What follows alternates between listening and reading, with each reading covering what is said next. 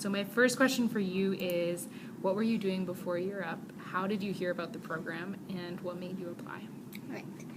So before Europe, I was working 2 jobs. One at Six Flags Discovering Kingdom as a costume character, and for October, I'm a Fright Fest actor. So that was really fun for me because I like entertainment. And the second job was working retail at Uniqlo. Uniqlo at Concord Mall. So all I did was just sales associate. So I just cashier, greeter, fitting room, and so on. I do like transfer outs sometimes. And I was attending school also. Diablo Valley College and Napa Valley College. I tried different types of schools, but it didn't really work out for me, so I took a break for a while. Then I remember my friends told me something about Europe. I'm like, what's Europe? So they told me more about it, and I signed up for an information session. And when Sil told me all about Europe, I was so amazed, like, wow, this is such an amazing school, so good to be true. Of course, I felt it was kind of skeptical. But I gave it a chance, and I ended up being here because I really do have an interest in technology. Because ever since I was a kid, I always wonder how internet works. Mm-hmm. Awesome. Can you tell us more about that? Why do you want to work in tech? Yes. Like I said, when I was a kid, I first started off with video games. So I've always wondered, like, I wonder how graphics work. I wonder how technology works. Since I was very young, I didn't really know. And as I grew older, I got my first computer. Then I started to get virus on them. And then as I learned what virus was, I learned I had to go to like Geek Squad or some type of company to fix it. And I was wondering, maybe I should learn this on my own, because since I like technology so much, I want to learn it myself, so probably it'll save me money and I want to save other people. And I want to be that go-to person, saying, Tanya, can you fix my laptop for me? Like, sure, I can fix that laptop for you. So I want to be the go-to girl. Cool. What has been your biggest challenge or growth area during L&D, and how have you addressed that? I have 2, yes. One of them is public speaking. I really have trouble with talking in general and public speaking because I get very nervous. So what I did was I joined Toastmasters. Although I was very nervous, I know it will be better for me to grow and learn how to speak better. And I grew a relationship with colleagues, so that really helped me grow confidence on my speaking. And second is network, the class networking. Mm-hmm. It was very difficult for me to put routers together and find the domain name system, and then using LAN, WAN, and looking it through the computer. It was really, really difficult for me. And when we did labs, I just skimmed through it and just tried to finish it. And I learned that if I did that, I didn't learn anything. So I took my time to really just read through it, and then I got through it. So for the internship role that you're applying to, what would make you a strong candidate? The role that I would like to go to is IT support. I think one thing that will make me a strong candidate is I already have experience with customer service. So when I have angry customers or any customers in general, I know how to handle a situation since I have 2 years of customer service and I've experienced it before. And I always have a growth mindset. Although I don't know much about IT right now, I've always want to expand my knowledge to learn more. Great.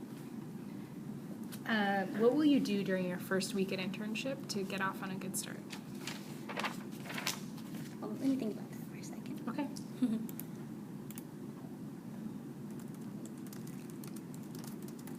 My first week at internship, I would get the feel of what the culture is. I start my networking, get to know other people, and see how they interact with other people, and see how the environment is. And I would just want to build relationships and ask for help so I can gain more experience, and so they can have the trust in me that I can do work and that I can rely on them. Let's see.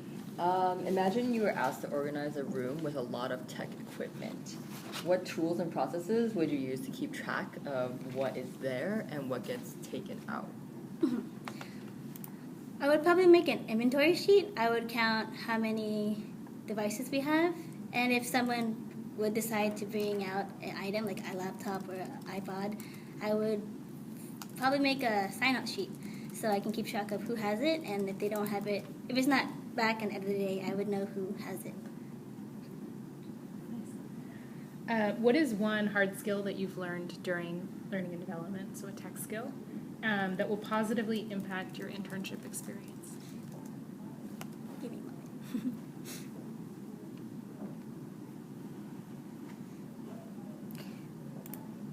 If I were to go into IT, I would say learning how to use help desk, because in mod 2, I learned how to use help desk, and just the feel of it and to see how everything works, I gained that experience. So if, for example, if I go into Salesforce, I know they use help desk there. I have experience of what help desk is, and then I know how to email the other customers and how I can receive them. Great. Let's see. What makes you stand out among your peers in the workplace? What makes me stand out is my energy. Amongst my peers, they're very happy for people too. But for me, like outside of work and inside internship or wherever I am, I'm usually a happy person. I'm very cheerful. I talk a lot, and I'm just very motivational. Great. Where do you see yourself right after you graduate from Europe, and then 3 to 5 years down the road? After Europe, I'm hoping I could work at a tech company for a few years so I can gain knowledge and all the skills. So in the future, when I do have another job, I can bring the skills I have there and transfer it to that another company. And 3 to 5 years, I'm hoping to go back to school. I'm not quite sure what I want to do yet, but I do want to get a diploma in something so I can have open more doors for opportunities. Let's see. Tell me about a time when someone else didn't understand your point of view, and how did you handle the situation, and what was the outcome?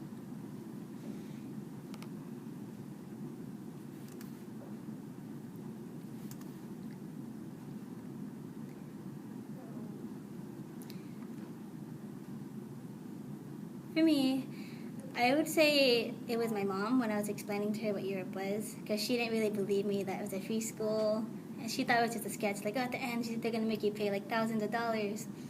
And then I just really had to keep telling her and tried to tell her that it's really true. So what I did was I really had to just deal with it, that she didn't believe in me, although it was really hurtful that she didn't really believe in me. So I just continued with the school, and as I progressed in the program, she saw how like it was true. So she told me that she was sorry that she didn't believe me at first, and now she believes that this program is actually a real thing. 6 months from now in your internship, what will your colleagues and manager be saying about you? I would think they'd be saying I'm very punctual. Since my L&D phase, I didn't earn any infractions, so I would apply that to my internship as well, or wherever I go. I would continue finishing my work on time, being at work on time, and just being punctual in general. And expressing my energy, like having good, positive vibes with everyone. Let's see. Tell me about a time when you were in a leadership position and you faced a challenge. What was it, and how did you respond? Leadership.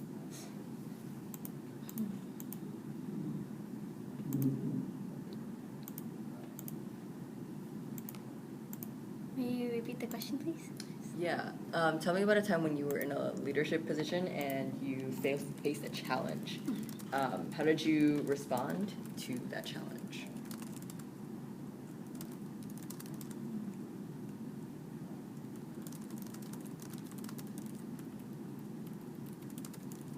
I never really took a role of a leadership role, but if I were to take a leadership role, I would think of the challenge as just a learning environment, a learning situation. So I will just try my best to complete the project, and even though I'm struggling, I just know at the end I'm just still learning even though I make mistakes.